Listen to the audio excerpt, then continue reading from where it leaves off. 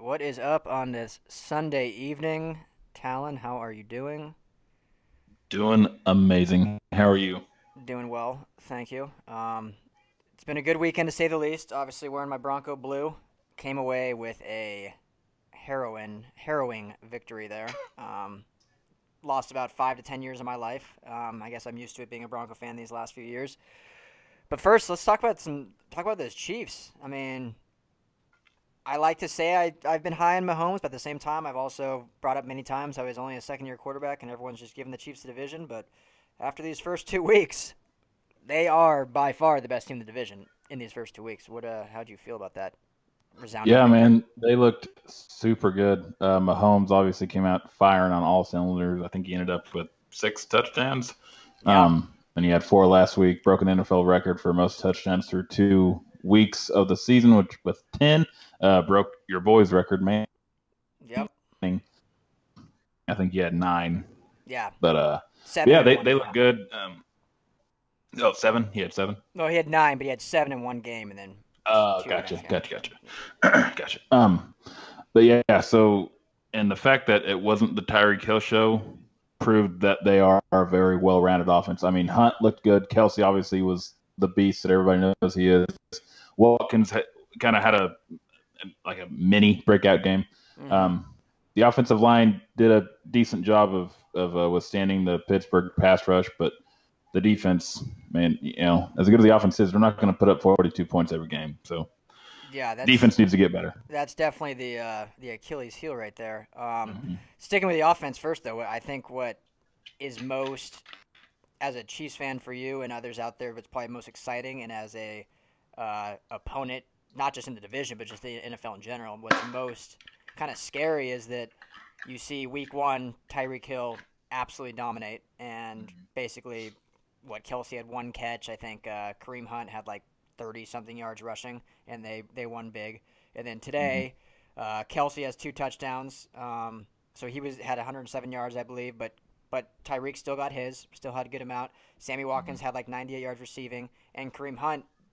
You say, I mean, he did look good, but it's still he had like I think 50 or 60 yards rushing. So I think what I'm alluding to, what's scary, is the fact that Kareem Hunt hasn't had a big game yet. Like you've seen it, like it's basically like, all right, who's next? Now next week is it Kareem Hunt's day? Like they have so many, those weapons are just really flashing early, and until I mean, who do you take out? There's no person like, okay, we're gonna game plan against Kelsey. Cool, we got Hunt, Watkins, and Hill, and that's what you've been saying all offseason, and it's come to fruition these first 2 weeks. Yeah, and I don't know if Hunt will ever be the focal point this year. That's kind of weird to say, And being that, the leading rusher last year, but well, it's just weird to with say it Mahomes, as the Chiefs. That's always been their y- focal point. yeah, very true. They've always been a run first team, but they've never had a talent like Mahomes Yeah, under center, yeah, with the arm strength and the accuracy he has, and just the pure, football IQ. I think everything's going to go through Mahomes, and this game's a pretty good example. I would have liked to have seen them lean on Hunt a little bit more later in the game when they had a 12-point lead late in the game, but they didn't. They kind of just kept to their game plan. But yeah, I'd like to see it keep Hunt fresh through the first couple 3 quarters. hmm Um, Build a nice lead up with our air attack, and then in the fourth quarter, just pound the hell out of the defense with Hunt. A fresh-legged Hunt is a scary thing to think about in the fourth quarter. So, I think if we can somehow figure out how to do that, how to balance ourselves out and get Hunt more involved, maybe not go through, but rely on him to close out games. I think I think we're going to do some great things this year. But again, the defense is not where it needs to be at all. Yeah. I mean, obviously, not to take down your high horse, and I feel like if you made a Super Bowl, you'd be extremely ecstatic anyway. But it has and 2 weeks in, we're the NFL is a league of overreactions. It's 2 weeks in, so I mean, there's still so much football to be played. But we Mm-hmm. we can have fun with it and kind of break it down. But through these first 2 weeks, it is very reminiscent of those 2013 Broncos where Manning broke every record. Not saying Mahomes was Manning by any means yet, but the offense has that really prolific ability, and then the defense is kind of definitely they've shown up, like they showed up today when they really needed to. They showed up last week when they really needed to, but they were definitely the all year long, like, okay, this is going to be the one thing that's going to bite him, and then they get the Super Bowl and get blown out by Seattle because the defense is. I mean, the whole game was bad, so don't get me started on that. But it has that kind of similar feel. So you hope that Bob Sutton can get those guys more. I mean, what do you think it is on defense that you've noticed? It's been the real. Is it the run defense, the pass defense, a collective of all of it? I'm actually pretty pleased with our run defense. I think Hitchens was probably arguably the greatest signing in all of free agency for any team. I think he had 14 tackles last week, and I mean, he was everywhere on the field again this week. He slowed down James Conner. We saw what Conner did last week to the Browns, and then he didn't really do much this week. And last week, Gordon really. I mean, I think he may have scored. Yeah, but I don't remember Gordon having a huge day against the Chiefs last week. Yeah, he killed him more through the air than he had a lot of. I think he had 100 receiving yards, but not on the ground last week. Yeah. So I mean, the biggest thing with the defense is the secondary. I mean, Barry's still not there, which is that concern is growing each day when it's like, okay, we'll deal with Barry. And Kendall Fuller, as good as he is, there's nobody really behind him. I mean, Skandrick is so new. I don't know if that's why Skandrick isn't really playing that well, or maybe he's just past his prime and he's on the downhill slope and he's just kind of a shell of his old self. Not that he was ever like that good, but he was a decent starter in the NFL.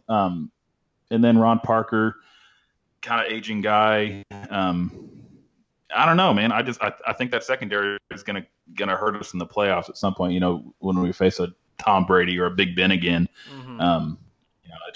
I'm worried about that secondary. We really need to do something about that. Yeah, and obviously, as you kind of alluded to, once Barry comes back, that'll be a huge help. Do you know any update on that? I haven't really heard too. I feel like they're keeping it real under wraps.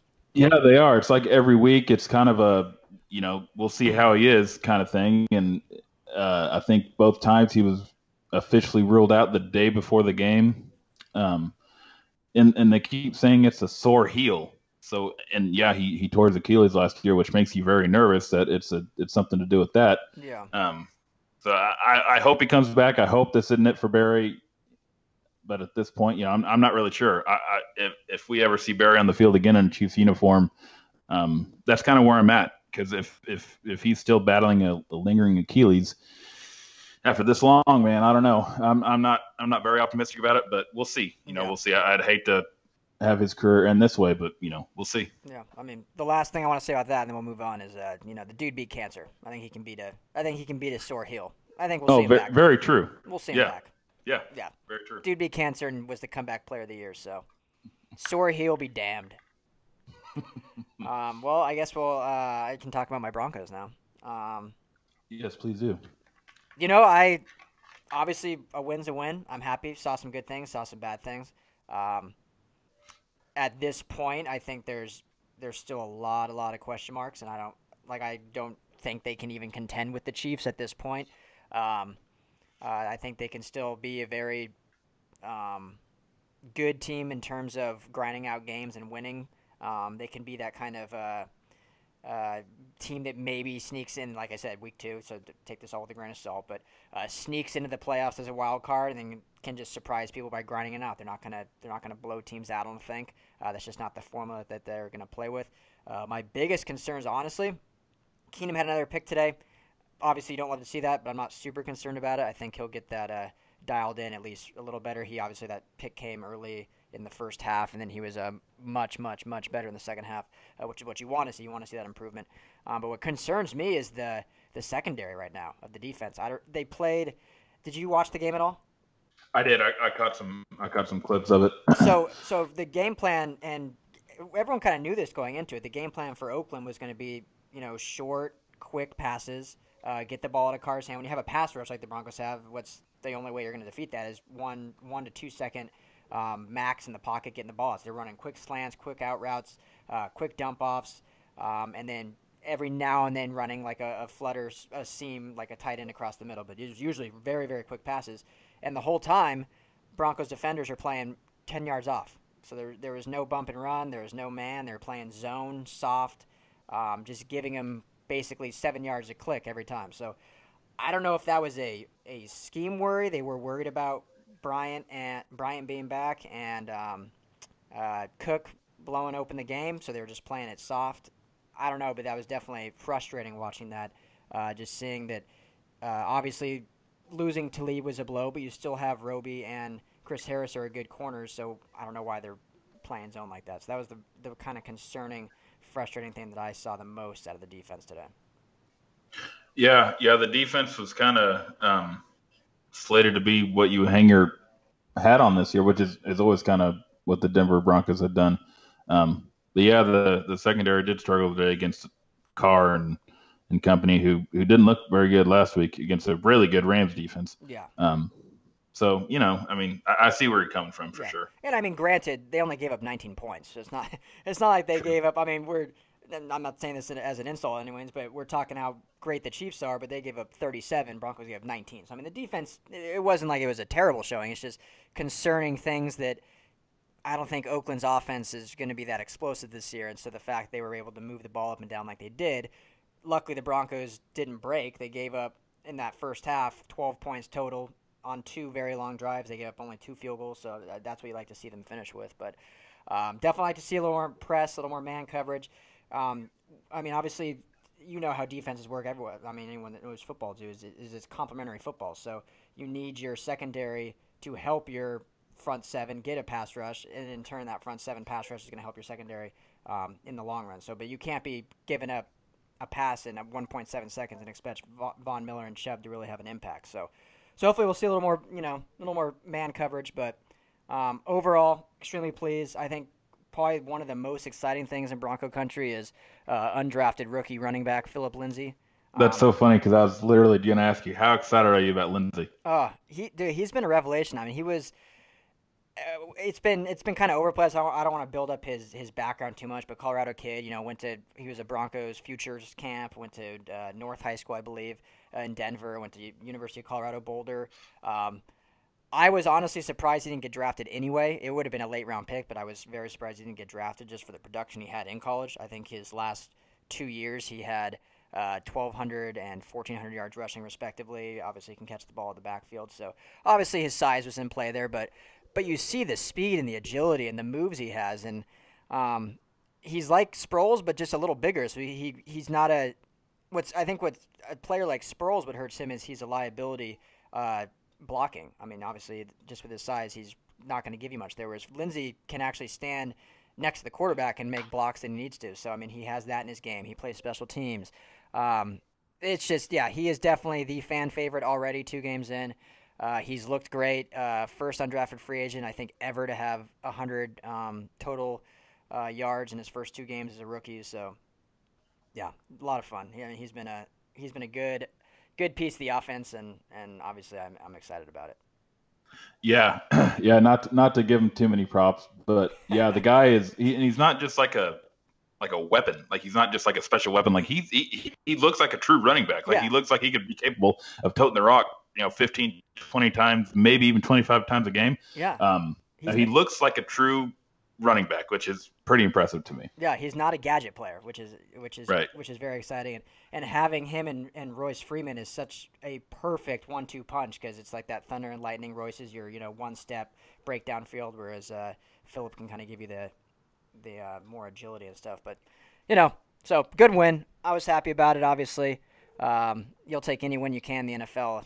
Other than probably 2 or 3 teams this year, every team can beat anyone. Speaking, that's probably a fun transition. I saw a tweet. I can't remember who it was from, but basically, it was like a tweet thread just said list the worst teams in the NFL. And to me, so far 2 weeks in, there's only 2 that I can think of. As in, there's obviously some teams that are not going to be very good, but they still have like certain aspects of their teams that can beat you. And week in and week out, anyone can beat anyone. It's the NFL. They're all professionals. I think there's 2 teams that may not. What do you think? Well, right off the bat, Bills for sure. Yes. And then I would probably the Giants. Giants, okay. I mean, they haven't looked good either. I was thinking the Cardinals. Cardinals have looked trash. They haven't looked good. And You're right. And honestly, I think the Cardinals can be different if I think they just need to throw Rosen in. Nothing against Bradford, but he's limiting that offense. Just throw Rosen in. They're not going to make the playoffs. They're not going to win the division. Shoot for a 6-10 a season, and groom your quarterback. Two, unfortunately, early in his I don't know what happened. Early in his career, Mike McCoy seemed like one of the new kind of great minds in the NFL, and the last 4, 5, 6+ years just has not worked out for him. And so far, these first 2 games have proven the exact same. I mean, today against the Rams, I think David Johnson had 1 target in the passing game. Which is, you're not going to win games not throwing to David Johnson because he's a stud. It makes absolutely no sense. I mean, when you have a player like this, it's not rocket science. Get the guy the rock. Get him the rock. Right? Yeah, he's your best offensive player. Yeah, I love Sean McCoy and what he's done with the Rams, and you cannot deny his offensive genius by any means. But the most simple thing that he did is the year before he got there, when Jeff Fisher and I'm drawing a blank on the offensive coordinator. I'll think of it. When they went 4-12 or whatever, that season, I believe, I don't know the exact average, but I can look it up if we really need to, but Todd Gurley was averaging about 11 to 12 touches a game. I think he had 2 games total over 20 touches, and he had 3 or 4 under 10 touches. No wonder they went 4-12. So when you have your star player like that, and you're giving him the rock that many times, it's no wonder you're losing. It makes perfect sense. So now you look at what the Rams have done now, and what's Gurley's touching the ball 25, 30 times a game, whether it be running or through the air. So when you're the Cardinals, when you're Mike McCoy, how are you not game planning like, I want Johnson to touch this 30 times, minimum. We just paid him a bunch of money. Get him the ball. Exactly. Yeah. Yeah, we're on the same page there. I think they need to go through Johnson. That's where they're going to find their success. Yeah, and I think that's what's more frustrating, and I'm not even a Cardinals fan by any means, but is that looking at the roster, maybe I'm looking at it wrong. Please disagree with me, correct me if I'm wrong, but I do see talent on the roster, on offense and defense. And losing today 34-0, obviously the Rams, I think, are very, very, very good, much better. But I think they could have put up a little bit more of a fight than having one play in Rams territory. Piggybacking off of that, now the Bills, I don't really see much talent there. That's more what I was alluding to. The Cardinals, I can see, they're not a great team, but I see them having talent. The Bills, I think, are just, I don't know what. They took a playoff team and made them a dumpster fire in one offseason. Yeah. And let's be honest, they probably shouldn't have been a playoff team last year. That was a fluke. Yeah. That's yeah. Buffalo is cruising. Again, 2 weeks into the season, it's probably a bit of an overreaction, but that happens. But right now, Bills are looking like the shoo-in for the number 1 overall pick in 2019. Yeah. Well, yeah. And how do you think? Did you see any of that game at all? Did you have an opinion on how Josh Allen looked? I didn't watch too much of it. I was kind of flipping back and forth. No, I didn't watch any of it. It was the same time as the Chiefs game. That's right. Yeah, no. So I didn't see any of Allen. Rivers, I know he looked awesome. I think he was lights out. Yeah. But no, I don't think the Bills were ever really even in the game. Let me look up the stats. I don't even know what Allen's stat line was. Yeah. I think he was about 50% passing, but the Bills were down. Almost 21-0 or something, or 24-0, and made it kind of interesting at the end, but it was never really a game. Yeah, threw for 245, a touchdown, a couple picks, was sacked 5 times. Yeah. His first start. Rookie. Yeah. They're going to be bad. They're going to be a bad team all year. Yeah. So if you're in a survivor pool, pick the team whoever is playing Buffalo, and you're probably going to do pretty well. Yeah, absolutely. Did you hear about, speaking of Buffalo, the guy that retired at halftime? Vontae Davis, yeah. How crazy is that? How ridiculous. Like, you can't, Twitter was blowing up with oh, that. Dude. Like, you can't at least just finish the game. Even if you just leave the locker room and tell the coaches, like, hey, you know what? I'm tired. I'm sorry, but don't put me back in. Throw one of the rookies in. But at least go out onto the field. Like, finish the game. Don't just don't just pack it up and leave the stadium. Yeah, that was terrible. Like, like what does that guy's agent do? Like, I mean, how do you spin that? You don't spin that in a positive way whatsoever. What do you tell your kids? I don't know if he has kids, but if he does, what do you tell him? I don't know. Did you see what he said afterward? He said he just didn't feel right or something. Yeah, I saw his statement or whatever. There was, I've been thinking about this for a couple games. My body I can't give the production I want to anymore, which I get. That's why everyone retires. But don't do it in the middle of a game. If you really want to, don't do it at halftime. Yeah, if you really don't want to finish the season, fine. But just wait till the end of the game. Do it at 4 p.m. Eastern once the whistle blows. Yeah, like go into the facility tomorrow and be like, hey, yeah, Yeah, I mean, thank you for the opportunity, but at halftime, yeah, it's unreal, unreal. terrible. Yeah, I've never seen anything like it. ever. It's like a movie. Right? Yeah, Yeah, almost like you're just waiting for the punchline. Like, okay, I know. is Like, this a trick? yeah, joke's on you. It's like him and Josh Gordon are in cahoots or something, and Right? who knows what's going on. Crazy, Uh, man. crazy, crazy. I wanted to talk a little bit college, but is there anything else NFL you want to talk to before we move to that? Um, Not really. Nothing off the top of my head. So I guess no. I'm trying to think real quick. Jags big win over the Patriots. That was Yeah, Jags beat the Patriots. That was pretty cool. impressive. Yeah. I mean, we could Um, talk about how good the Rams are. We kind of touched on it. I know I've kind of been uh, the anti-Rams guy, and I'm still waiting. It's 2 weeks in. They still have time to prove me right. But yeah. so far they've looked pretty. I mean, they didn't look great against Oakland week 1, or maybe Oakland was just playing balls out the first 3 quarters and then Yeah. sputtered Well, I mean, out. But they the first half against Oakland, they definitely did not look good, and that was kind of my hope as a Bronco fan. I was like, all right, if I remember last week, Oakland was beating the Rams 13-10, so 12-0. But then the second half, definitely they didn't give up a single point, and so they haven't given up a point in 6 quarters. So the defense is definitely dialed in. Um, do you remember? I know we're not like ancient, but do you remember there being 2 ties in consecutive weeks, the first 2 weeks of the season? I do not. Yeah, I don't either. I I mean, re- that's pretty wild. And then the damn Browns almost tied again. yeah, that poor kicker. That poor Hey, kicker. Minnesota and Cleveland need to find some new kickers. Yeah. Oh, absolutely. And And Dan Bailey's just sitting out there on his couch. yeah, it makes no Doesn't make sense. sense to me. Yeah, I think Cleveland probably definitely will be. If they don't, then that'll be pretty surprising with how they've been running ship over there. I feel like they've been real no nonsense, cutting ties pretty quick. So Yeah. now with the new guy in charge, but I mean I don't know, he's still young, but still, I mean, you got to make it. Yeah. He missed what, 4 or 3? Yeah. I don't remember. But they were all like clutch. Like it wasn't like none of them mattered kind of thing. Like they were all big time kicks. Yeah. And that's not the kind of kicker you want on your team if Well, you're trying to turn things around. And unfortunately, kicking is such a head game that's the kind of kicker that he's probably done anyway for the rest of the year. Like he's going to be in his own head. Same with Minnesota. When you miss a game-winning kick in regulation and a game-winning kick in overtime, your season's shot. Yeah. Unless you have a real strong mental ego. But Yeah. Now, correct me if I'm wrong. Cairo Santos is still a free agent, right? Didn't he get cut by the Jets? yeah, he's a free agent. So you got Dan Bailey and Cairo Santos. So I think if I was Browns and Vikings, I would take either of those guys.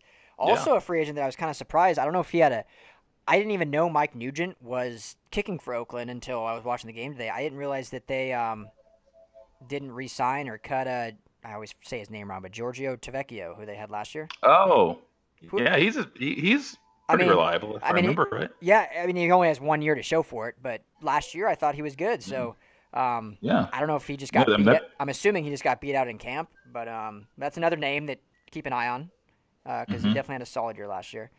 Yeah, I mean, there's got to be anybody that can do that. I mean, you could pay anybody to miss kicks, Yeah, I'll come miss kicks for you.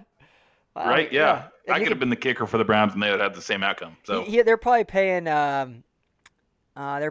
Their kicker. What is he? Zane Gonzalez is what, a second-year player? yeah, he hadn't been around very So long. he's probably making 600,000-700,000 probably. He's probably drafted like 6th, 7th round, I think. I'm curious. Let me look this up. I'll come out and kick for the Browns next week. Don't even pay me. I just want to come hang out and wear a Browns uniform. Right, there you go. And I'll miss. So I'll miss all your kicks for you. No problem. So right now, For free. Zane Gonzalez signed a 4-year contract worth $2.5 million essentially last year.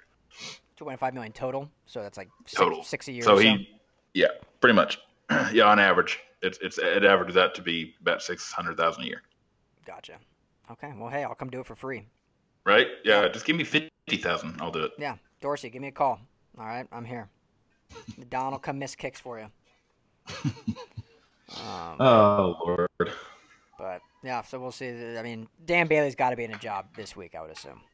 I would think so. There's no way he can't be. Yeah, if I were a betting man. So, so yeah, the kicks, interesting. Speaking of kicks, I heard you lost a fantasy game on a last kick. Yeah, the Giants kicker. If I was an emotional guy, which I'm not really, I would be calling for Rose's head to be cut. Um, but Not because you he know, missed a kick, but just because he. no, because he sunk my fantasy team, and that's just crap. Yeah. Yeah, I was. Yeah, yep. Time winded down. Giants. I was up by like. I think I was up by 2 points, and then the guy I was playing had Rosas, and he kicked that field goal, and they ended up winning by one. So And it was basically ended up being a meaningless field goal. yeah, did not matter. Just go for the Like touchdown. just go for the end zone. Yeah. Come on, Shermer. Except if he would have gone for the end zone, the guy I was playing had Evan Ingram, who kept getting freaking garbage. He got a garbage touchdown anyway right before that. I'm like, are you kidding me? So Right? that's Yeah. what that's fantasy for you, right? It is fan. That is fantasy in a nutshell. Guy can right have there. 2 points for 58 minutes and he gets 12 in the last two. Yeah. If anybody tells you that kickers don't matter in fantasy, they don't really know how to play fantasy. Exactly. They just hang out on Reddit all day and trash Right? people. Yeah. They don't know how the actual game is played. Reddit. Yeah. Well, real quick, Pac-12 talk. We're having someone on tomorrow on the podcast. Coach Nadam will be back in studio tomorrow.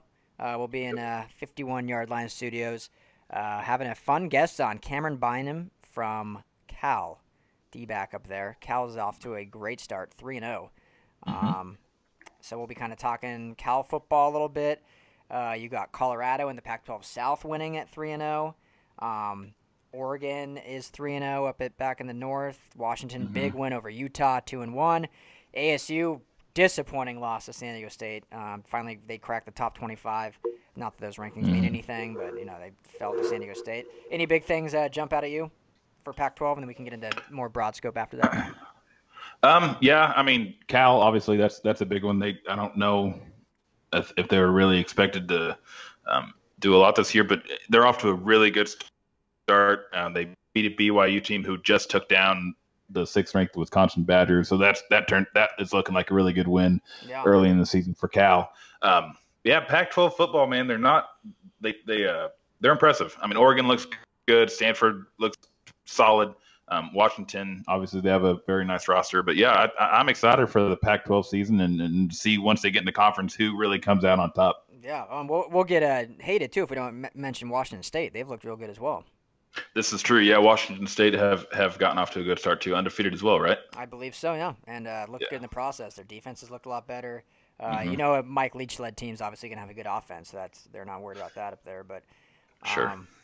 Yeah, big. Yeah, I'm not sure their level of competition so far. I think we're going to learn a lot next Saturday when they face the Trojans. But if they go in there and blow the Trojans out, then we'll learn a lot. Yeah, not to say the Trojans are really that good this year. But they're still USC. Yeah, they are still USC. Definitely kind of disappointing. Obviously, they have a lot of young guys, have a true freshman quarterback, true freshman receiver. I mean, it's hard to expect a lot, but as you said, they are still USC, so there is still going to be that expectation. You expect them to be like an Alabama who year in and year out are going to produce. Obviously, they haven't been at that Alabama level for years, but after the Sam Darnold era and Clay Helton kind of finally got his foot stamp and footprint down, you kind of expected that to continue, and now seeing how they started this year with a bad loss to Stanford and then a really bad loss to Texas, the season's not looking bright, I don't think. I mean, I think they're probably playoff hopes are most likely done. Unfortunately, that's just the way college football works. Yeah. The Pac-12 South, lucky for them, is not strong. So, I mean, they could still contend for a Pac-12 title.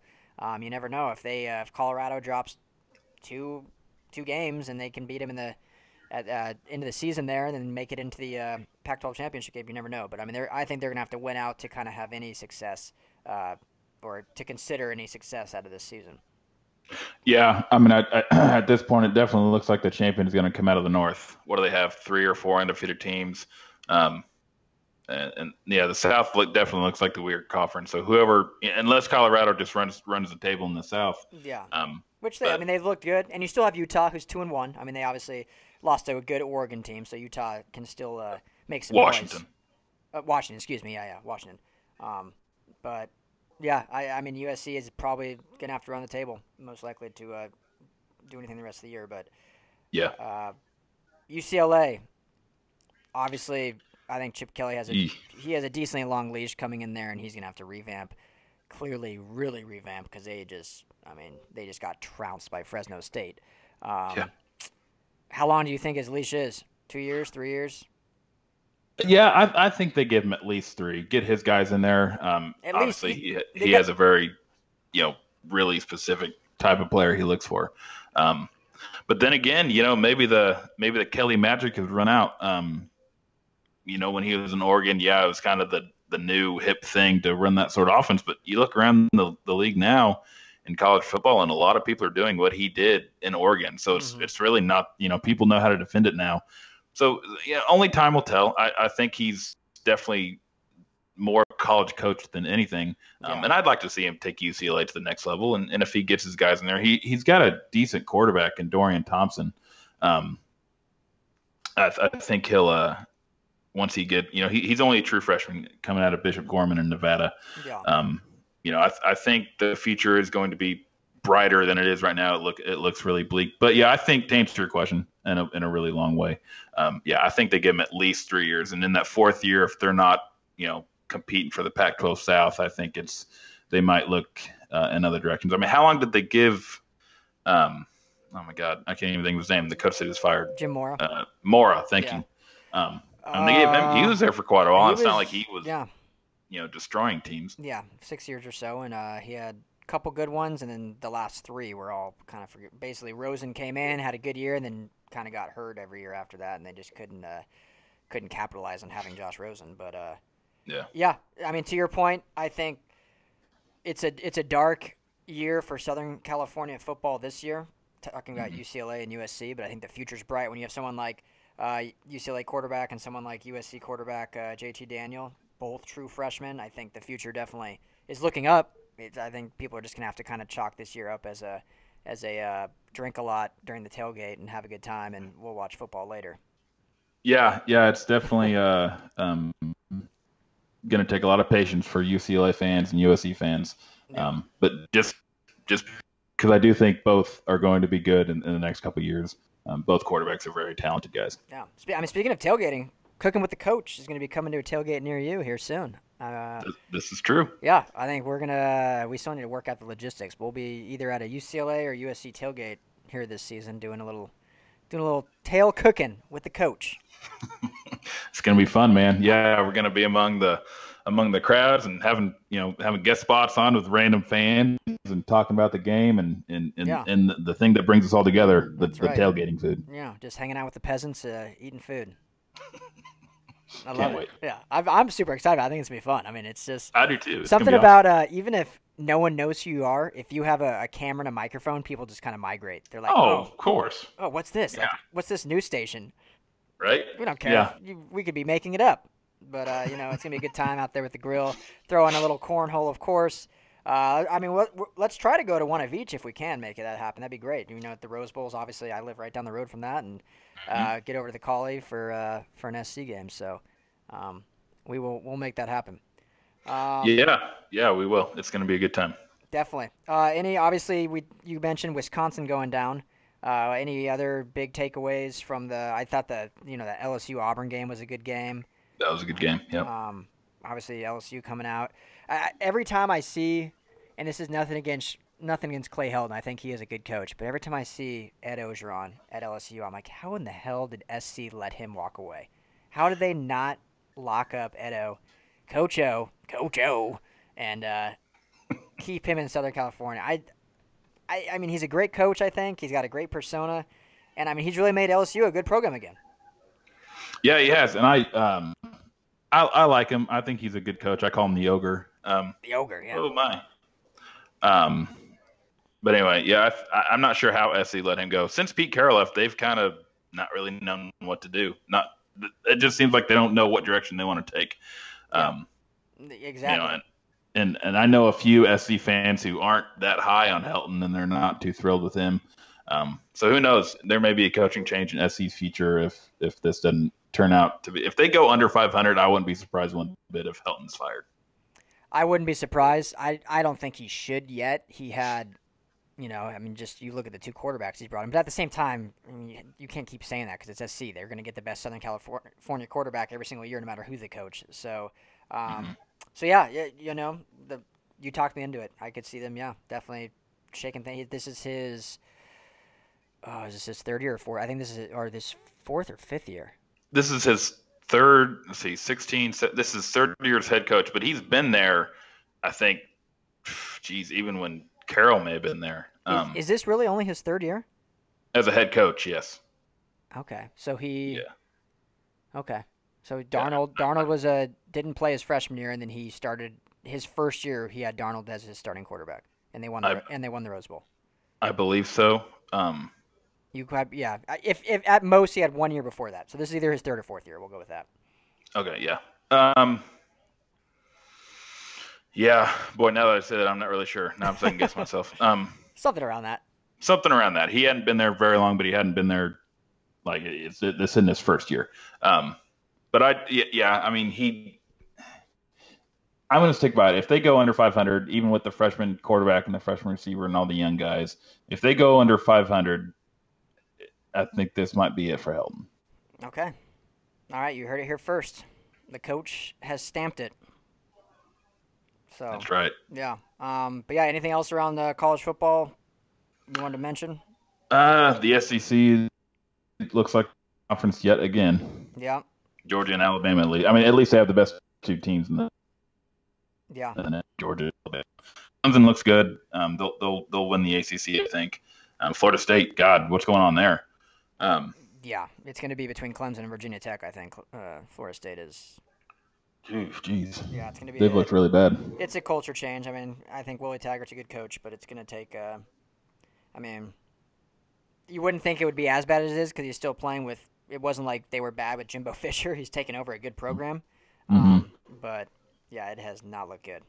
No, yeah, they need to do something about the O line down there because they have a really good running back in Cam Akers, and I think Francois is a good enough quarterback to win you games, but if you don't have a line to keep those guys safe, it doesn't matter. It does not matter how good your quarterback is. Oh yeah, and at the tackle position, they're really Mm-hmm. struggling, really struggling. So Yep. yeah, we'll see. But I mean, good game. I thought A&M that was a good game though with A&M and Clemson. Jimbo Fisher Yeah. against Dabo. Yeah, that was was. what was Yep. it? 2 point game final It was not or 4 a point? blowout by any Yeah, it stretch was of the imagination. one possession game, something like that. But Yeah. um, so yeah, I mean, college football always good. So we got some good matchups this week. I think.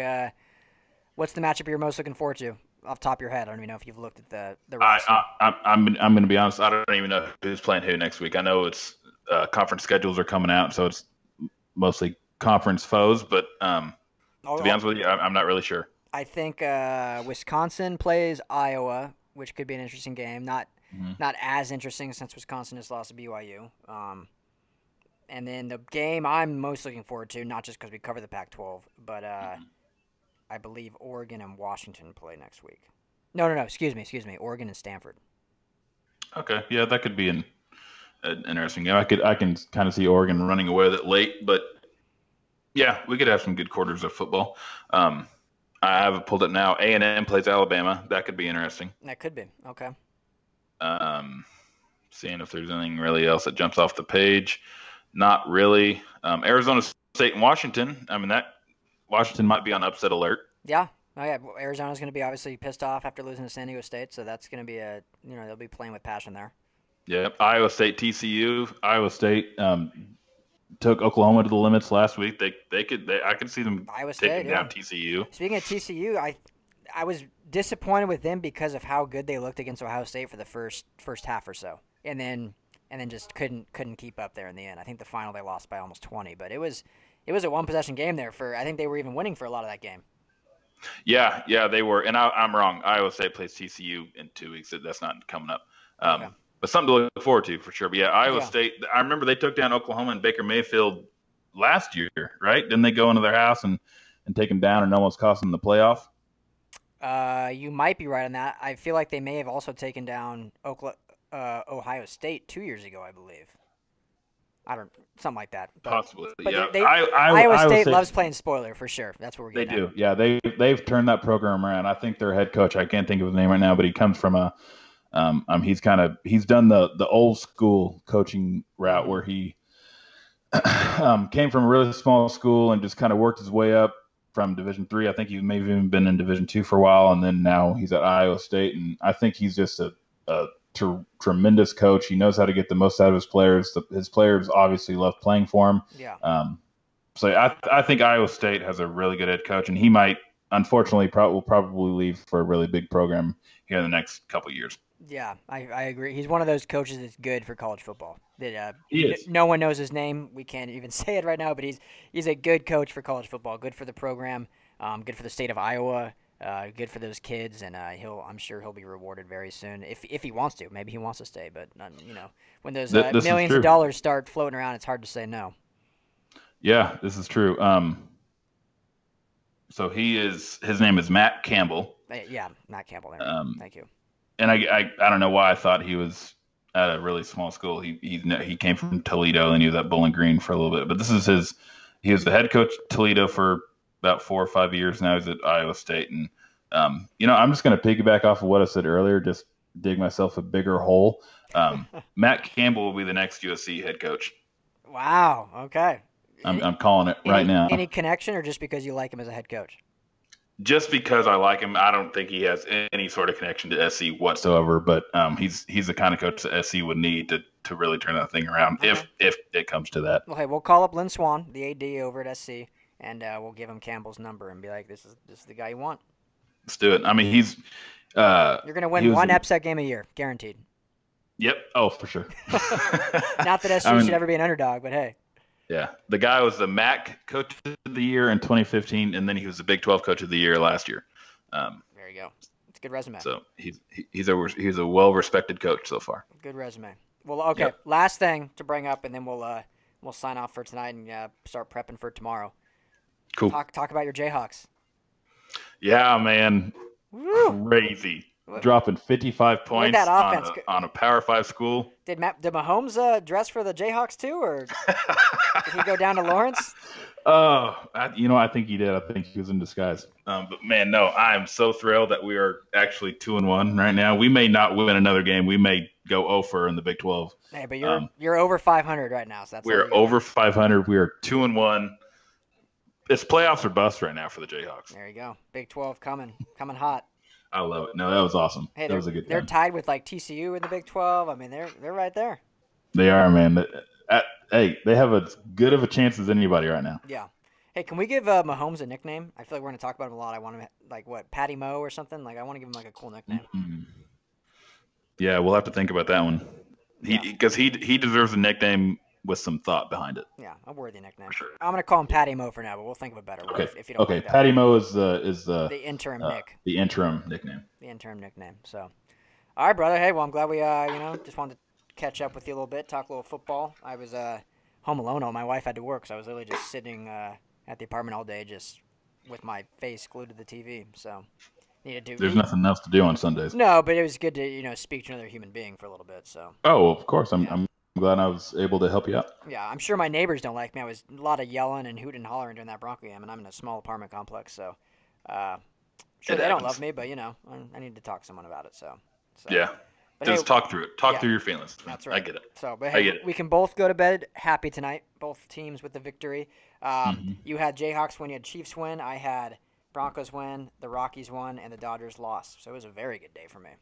Hey, there you go, man. That's a great weekend. Yeah, good Sunday for the old Don here. So cool, brother. Well, hey, excited for tomorrow. Like I said, everyone out there, if you want to tune in tomorrow, we're actually going to be live on Periscope, YouTube, and Instagram tomorrow, and then also we're recording our podcast for iTunes as well. We're going to be doing that interview though with Cameron Bynum, which we're pretty excited about. Should be fun. Yeah, dude, it's going to be a good time. Really excited to talk to Cameron. Yeah, absolutely. So, all right, brother, you have a great evening, and I'll see you tomorrow.